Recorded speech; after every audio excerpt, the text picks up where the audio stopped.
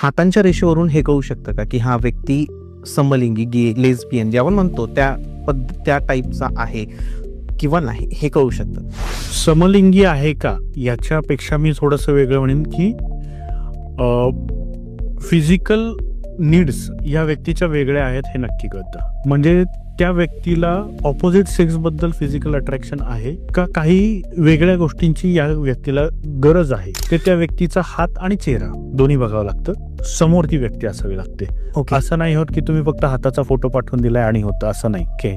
ह्या एका प्रश्नासाठी आणि संततीसाठी मी कंपल्सरी सांगतो की माझ्या समोर बसा. आणि जेव्हा तुम्ही असा जो प्रश्न विचारता की समलैंगिक, 100% कळते, पण ती व्यक्ती समोर असावी लागते.